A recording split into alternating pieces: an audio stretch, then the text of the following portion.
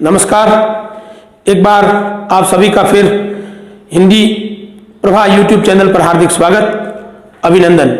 साथियों, अब तक हम दीर्घ संधि, गुण संधि, वृद्धि संधि और यण संधि पढ़ चुके हैं। सारी संधियां स्वरों पर आधारित है। स्वरों की वीडियो आप पुनः एक बार देखिए तो आपको सारी संधियां समझ में आएगी। आज हम पढ़ेंगे अयादि संधि के बारे में। अयादि संधि में दो शर्तें हैं, दो चीजें हैं। ए ऐ के पश्चात भिन्न स्वर होने पर ए का अय, ऐ का आय बन जाता है। क्यों बनता है मैं अभी आपको बताऊंगा, कारण सहित आपको बताऊंगा कि ये इस प्रकार ध्वनि परिवर्तन क्यों होता है। मैं फिर आपको बता देता हूं कि आपने अगर वीडियो स्वर के ठीक ढंग से देखे हैं, नहीं देखे हैं तो पुनः देख लेना, क्योंकि वे वीडियो देखने पर ही ये चीजें आपको समझ में आएगी। ओ औ के पश्चात भिन्न स्वर होने पर ओ का अव, औ का आव बन जाता है। ये दो बातें हैं। अब आप इसको पुनः समझिए। ए ऐ के पश्चात भिन्न स्वर होने का मतलब यह है कि प्रथम शब्द की अंतिम ध्वनि ए ऐ इन दोनों में से कोई एक होगी, चाहे ए हो चाहे ऐ हो, लेकिन परिवर्तन दोनों ही स्थितियों में होगा। ए होने पर अलग प्रकार से परिवर्तन होगा, ऐ होने पर अलग प्रकार से होगा। अगर ए है तो उसका अय बनता है, ऐ है तो आय बनता है। पीछे इन दोनों के पीछे भिन्न स्वर होना चाहिए, मतलब दूसरे शब्द की प्रथम ध्वनि ए ऐ न आए, भिन्न हो, असमान हो, दूसरी कोई भी ध्वनि, दूसरा कोई भी स्वर आ सकता है। ए ऐ वापस नहीं आएगा। ओ औ के पश्चात, इसका मतलब प्रथम शब्द की अंतिम ध्वनि ओ औ इन दोनों में से कोई एक होगी। भिन्न स्वर, इसका मतलब यह है कि द्वितीय शब्द की जो प्रथम ध्वनि होगी वह ओ औ पुनः नहीं आएगी। इसके अलावा कोई दूसरा स्वर, असमान स्वर, भिन्न स्वर आएगा। क्या होगा? ओ आने पर औ आने पर आव बन जाएगा। कैसे होगा मैं आपको समझा देता हूं। यह परिवर्तन क्यों होता है आप समझिए। अयादि संधि और यण संधि, ये दोनों संधियां साथियों आपस में जुड़ी हुई है। ये दोनों संधियां एक दूसरे से जुड़ी हुई है। अगर आपने अयादि को ठीक से समझा है, अगर आपने यण को ठीक से समझा है, तो आप अयादि को भी ठीक से समझ लेंगे।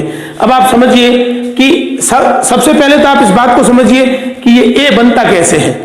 हमने स्वरों के संदर्भ में पढ़ा था कि अ प्लस ई, ये दोनों मिलाने पर ए बनता है। ये बार बार रिपीट इसलिए कर रहा हूं क्योंकि संधियां इससे जुड़ी हुई है। और ए के बाद कोई भिन्न स्वर आता है तो अय बन जाता है। अब आप देखिए कि यहां पर अ है और ई का य बनता है, तो ए का अय इसीलिए बनता है। ई का य बनता है और ए में अ प्लस ई दो स्वर है, तो यहां पर जो है वो अ और य, ये अय बनता है। जैसे यण संधि में ई का य बनता है, यहां पर ए का अय बनता है, क्योंकि ए स्वयं अ और ई से बनता है। यह आपको समझ में आना चाहिए कि अ और ई मिलकर ए बनता है, तो अ का यहां पर अ रह जाएगा और ई का य बन जाएगा, तो ए का अय बन जाएगा। समझ गए होंगे आप। अब मैं आपको बताता हूं कि ऐ का आय क्यों बनता है। क्योंकि ऐ कैसे बनता है आपको मैं कई बार ये बात बता चुका हूं कि अ प्लस ए बराबर ऐ बनता है। अब इसको आप यहां समझिए कि अ प्लस ए, तो ए कैसे बनता है? ए बनता है अ प्लस ई से। यानी इस ऐ में ये तीन ध्वनियां हैं। ये वृद्धि संधि में मैं आपको बता चुका हूं कि इस ऐ में ये तीन ध्वनियां हैं। अब आप देखिए कि इस ई से यह बन जाता है, तो ये अ और अ दोनों मिलकर आ बन जाएंगे, और यहां पर जो है वह ऐ से क्या बन जाएगा? आय बन जाएगा। ये इस प्रकार से जो है वो आपने परिभाषाएं पढ़ी होगी, आपको बहुत से शिक्षकों ने पढ़ाया होगा, लेकिन ये चीज शायद आपको अब तक समझ में ना आई हो कि ए से अय बनता है। रट लिया हमने, बना लिया, शब्द रचना, शब्दों को रट लिया, परीक्षा में हमने प्रश्न उत्तर कर दिए, लेकिन आपको जब तक ये चीजें समझ में नहीं आएगी तब तक आप संधि को ठीक ढंग से नहीं समझ पाएंगे। ए से ऐ क्यों बनता है? क्योंकि अ प्लस ई बराबर ए बनता है। अ और ई का य बनता है, आपने यण संधि में पढ़ा है, तो अ और य मिलकर ऐ बन जाता है। ऐ अ और अ प्लस ई बराबर ए बनता है, तो अ और अ मिलकर तो आ बन गया, ई का य बन गया, तो ऐ का जो है वो आय बन गया।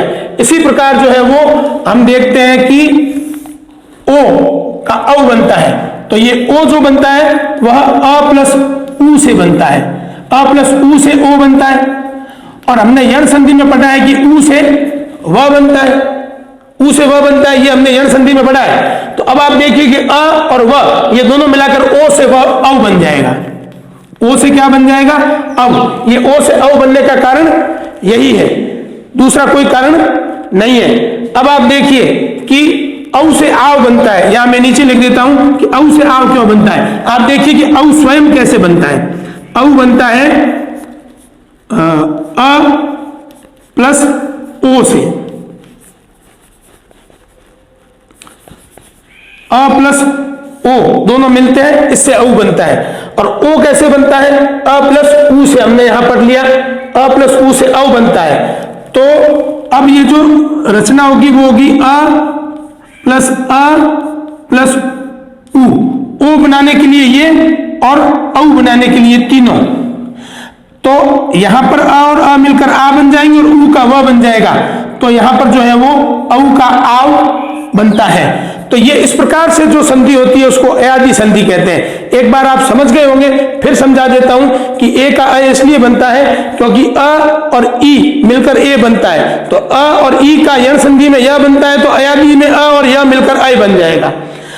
ऐ यहां पर आप देखिए कि ऐ कैसे बनता है? अ प्लस ए बराबर ऐ बनता है, ए अ प्लस ई बराबर ए बनता है। तो यहां पर जो है ई का य बन गया और अ मिलकर आ बन गए, जैसे दीर्घ संधि से बनता है। ये सारी चीजें एक दूसरे से जुड़ी हुई है, एक दूसरे से मिली हुई है। आप इसको अच्छी तरह समझिए, तभी आप जो है वो संधि की प्रक्रिया को आप अच्छी तरह समझ सकेंगे।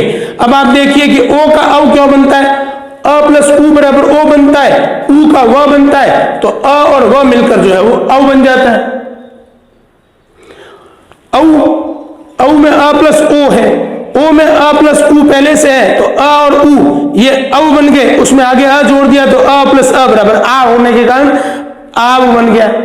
तो इस प्रकार की जो संधि होती है इसको अयादी संधि कहते हैं। एक बात और बता दूं कि इस अयादी संधि को अयादी संधि क्यों कहते हैं, यण संधि को यण संधि क्यों कहते हैं? यण संधि को यण संधि इसलिए कहते हैं क्योंकि संस्कृत में य र ल व इन चार ध्वनियों को यण कहा जाता है, और ई उ री ली से य र ल व संध्या बनती है, ध्वनिया बनती है, और य र ल व को संस्कृत में यण कहा जाता है क्योंकि य र ल व चारों ध्वनियों को मिलाकर संस्कृत में एक प्रत्याहार बनाया जाता है जिसको यण प्रत्याहार कहते हैं। उसी आधार पर जो है उसको यण संधि कहा जाता है। और अयादी को अयादी इसलिए कहा जाता है क्योंकि यहां पर चार प्रकार की ध्वनि परिवर्तन की स्थितियां बन रही है। आप देखिए अय आय, आप देखिए एक बन रहा है अय, एक बन रहा है आय, एक बन रहा है औ और एक आव। इन चारों में जो सबसे पहले है वो है अय, पहले होता है, उसको आदि कहते हैं।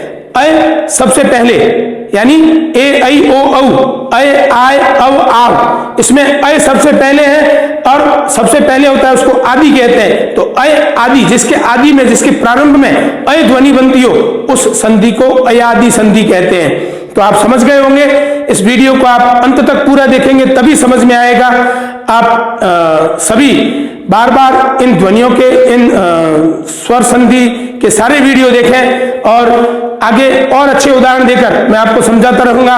अगले वीडियो में हम फिर मिलेंगे इसके उदाहरण लेकर। अभी मैंने अयादी संधि की सिर्फ परिभाषा ही समझाई है और ध्वनियों का परिवर्तन कैसे होता है यही समझाया है। आगे इनके उदाहरण लेकर अगले वीडियो में मैं फिर आपके सामने हाजिर रहूंगा। धन्यवाद।